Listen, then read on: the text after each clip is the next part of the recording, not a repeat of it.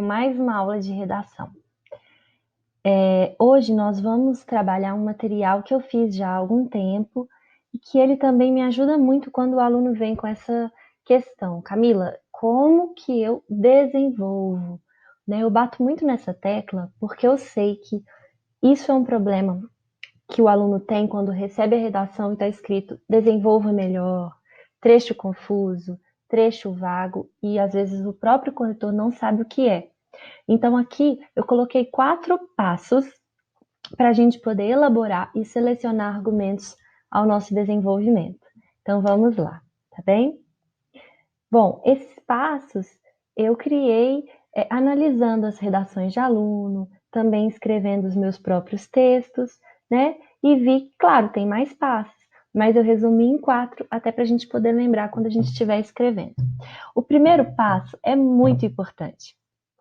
Pense no porquê do tema ser relevante a ponto de ter sido selecionado como proposta de redação do Enem. Ou seja, caiu um tema, o de 2019, democratização do acesso ao cinema. Nossa, mas esse tema, por que ele caiu? Ele nem é importante. Nunca pense isso. Se ele caiu, ele é importante e você tem que encontrar pontos que comprovam isso. Né? Considere quais fatos ocorreram no Brasil e no mundo que configuram essa temática como relevante a ser discutida por milhões de candidatos. Né? Então, assim, às vezes não tem relevância para você porque você ainda não refletiu direitinho, porque é um tema que vai ser discutido por milhões de pessoas. Então, essa tem que ser sua primeira reflexão quando você se deparar com um tema. Bom, aí eu exemplifico como que seria esse primeiro passo, como que você vai compreender a relevância do tema, tá? Então, o primeiro passo que você vai dar, você vai imaginar o tema. Então, eu coloquei um tema, uma suposição aqui. Os efeitos da obesidade em massa na sociedade brasileira do século XXI. Pergunte-se e responda. Por que esse tema foi selecionado entre centenas de temas? Então, eu tinha centenas de temas. Cultura, trabalho escravo, inclusão digital. Por que o Enem selecionou o tema X? Pergunte-se. Depois, pergunte-se e responda. Certamente, responda, né? Esse é um problema social grave. Certamente atinge uma parcela considerável da população. E há certamente desdobramentos na sociedade. Você pode até não estar identificando na hora, mas você tem que ter essa certeza, né? Isso vai te ajudar depois a compreender melhor o tema. No que tange à temática, reflita quais fatos foram discutidos à minha volta sobre cultura, sobre inclusão digital, sobre idosos. Quais fatos foram noticiados também ao longo do ano? Que notícias eu vi? O que eu ouvi falar sobre esse tema? Então, esse primeiro momento é você e você, pensando, elucubrando, falando, gente, calma, caiu esse tema por quê? O que ele tem de relevante, tá bem? Entenderam o primeiro passo? Vamos lá para o segundo passo. Pense e registre, aí agora começa a registrar. Alguns exemplos que comprovam a relevância do tema. Não somente os da realidade brasileira, mas também da realidade mundial. Então, o primeiro passo é você tinha que pensar, se convencer que era importante. O segundo passo, você vai começar a registrar exemplos que te vêm à mente. Esses exemplos podem ser de 2 tipos. Aí eu criei 2 tipos. Eu gosto assim, acho que fica mais didático. Citações ou cotidianos. Então, eu tenho 2 tipos básicos de formas de exemplificar no meu texto. Lembrando que o foco dessa aula é te ajudar no desenvolvimento, ou seja, na competência 3, beleza? Então, eu defendo que eu tenho 2 tipos de exemplos. Os exemplos que eu chamo de citações, pode ser histórica, estatística, filosófica, literária, enfim. Qualquer coisa que você traz de fora para dentro do seu texto. E essas citações, elas podem ser cotidianas, exemplos cotidianos, que são fatos que você observa no dia a dia sobre o tema. Então, uma boa redação, ela não tem só citação. Eu vou citar Aristóteles, eu vou citar Sócrates, eu vou citar a série Grey's Anatomy, ok, é muito bom. Mas uma boa redação, ela não tem só citações, ela também tem exemplos observáveis do cotidiano. Aí eu coloquei exemplos de citação, né? Então, olha lá. Aí essas citações, gente, elas podem ser diretas, com aspas, quando você copia exatamente o que foi falado, e elas também podem ser indiretas, quando você menciona algo que já foi citado, mas com as suas palavras. Então, vamos ver aqui, pensando no nosso tema da obesidade em massa. Segundo dados de 2017 do Ministério da Saúde, 1 em cada 5 brasileiros está acima do peso. Então, note que para embasar o meu argumento, eu trouxe um dado, eu falo a fonte, Ministério da Saúde, mais ou menos a data, e eu coloco o dado. A gente sabe que isso é difícil no dia lembrar esses dados, tá bem? Depois, olha uma outra citação. A saúde é o estado no qual as funções necessárias se cumprem insensivelmente ou com prazer. Paul Valéry, que é um escritor e um filósofo simbolista. Eu trouxe um, um pensador que fala do eixo saúde, né? O nosso tema é a obesidade está dentro do eixo saúde. Aí eu vou trazer uma outra citação, olha. Por saúde, quero dizer a possibilidade de levar uma vida completa, adulta, viva, em que eu esteja em estado de respirar em comunhão com aquilo que gosto. Catherine Mansfield, escritora neozelandesa do início do século XIX. Note que todas as citações que eu li, elas estão com aspas. E às vezes no dia você não lembra exatamente ipsis literi o que o pensador falou. Então você pode escrever com as suas próprias palavras, tá bem? O importante é você ter uma citação própria para o eixo da saúde. E aí, olha um outro tipo de citação indireta. A obesidade, na história da humanidade, nem sempre foi concebida como patologia. Eu fiz uma citação histórica indireta, sem citar exatamente quem disse e quando disse, tá bem? Então, aqui são formas de você já se preparar para a sua argumentação. Então, aqui eu dei exemplos de citação desse passo 2, e agora eu vou dar exemplos cotidianos observáveis, que é o que eu vejo que vocês, alunos, têm muita dificuldade, não é isso? Então, vamos ver.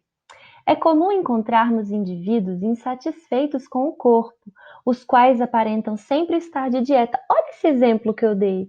Ninguém me falou isso, mas ele é socialmente aceito, né? Então, esses são os exemplos observáveis que está faltando no seu desenvolvimento. Olha o segundo que eu coloquei. Frequentadores assíduos de academias são concebidos como bem-sucedidos, não é verdade? Quem consegue todo dia acordar 4:30 da manhã, vai para a academia, caminha, corre, são pessoas bem-sucedidas, compreendidas como bem-sucedidas na nossa sociedade. Aí eu fiz uma outra afirmação. A ausência da prática de esportes e a interrupção das dietas geram sentimentos de derrota e de frustração, os quais, esses sentimentos, podem ocasionar depressão e deformação da autoimagem. Note que eu não citei ninguém e eu não tirei isso de um lugar específico. Foram exemplos que eu observo e que são socialmente aceitos. O corretor vai ler e vai falar: ok, isso é verdade. Não tem que embasar esse exemplo. Aí eu coloquei outro, olha. Indivíduos acima do peso são considerados por parcela da sociedade como fracassados e preguiçosos. Outro fato observável.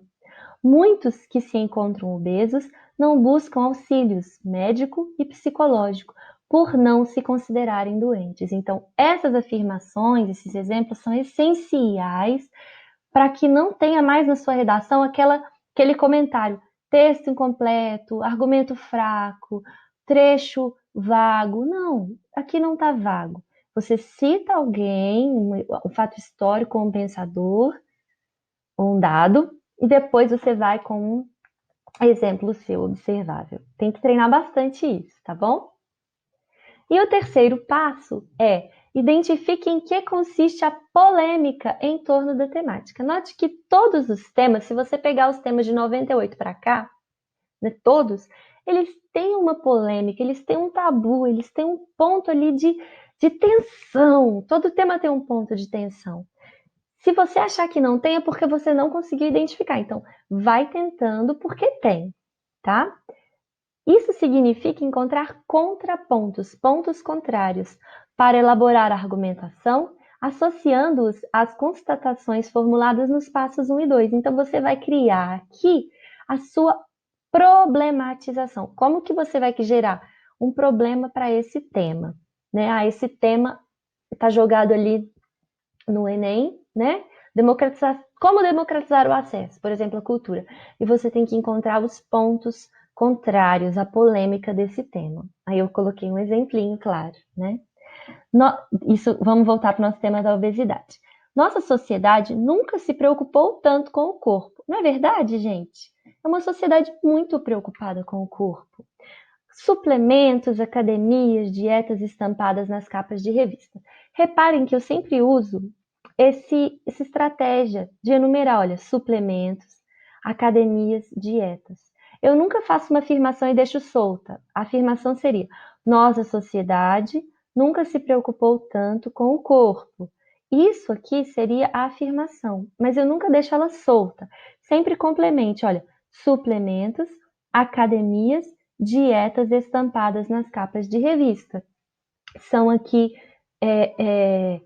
formas de você desenvolver, destrinchar, desfiar o frango, né? Uma brincadeira que eu sempre faço. Você vai desfiar a carne, deixá-la com os pedacinhos bem pequenininhos quando você exemplifica mais aqui, né? Aí vamos voltar para o nosso problema. Contudo, então eu digo algo, olha lá, eu digo algo positivo e eu venho e contraponho. Contudo, nunca a taxa de obesidade esteve tão elevada. E aí eu encontrei o ponto de tensão do tema. Eu tenho uma sociedade cheia de suplemento, academia, corpo, vídeo, corrida, mas está muito obesa.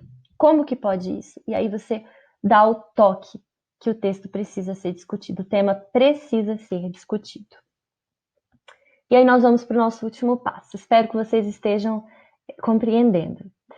Pense nas causas e nas consequências relativas a esses fatos todos que você colocou. Quais são as causas? Então, qual é a causa de uma sociedade que tem academia, academia, academia, mas que ao mesmo tempo também está muito obesa? Quais são as causas? Quais são as consequências, tá bem? E eu coloquei uns exemplinhos pra gente.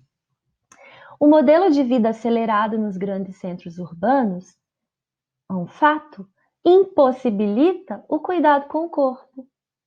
Isso se verifica nas copiosas, nas numerosas redes de fast foods, nos inúmeros alimentos processados, na necessidade de locomoção rápida, a qual descarta bicicletas e caminhadas, na carência de tempo para se exercitar, para relaxar e para planejar cardápios e rotinas em prol da saúde, e não em função do escasso tempo que assola os indivíduos do século XXI. Aqui é o ponto-chave do desenvolvimento. Você faz várias citações, filósofo, sociólogo, série, exemplo, mas é aqui que você vai mostrar as causas do que você falou. Qual é a causa de um governo negligente em relação à obesidade? A causa desse governo negligente é... Aí você vai pensar, escrever e lembrando de sempre enumerar, igual eu enumero aqui, ó, bicicletas, destrinchar o frango, desfiar o frango, caminhadas, carência de tempo para exercitar, relaxar, planejar. Veja que eu nunca paro o argumento aqui, ó, carência de tempo, ponto. Eu continuo, eu vou enumerando, eu vou desfiando esse franguinho, essa carninha aqui que é a redação.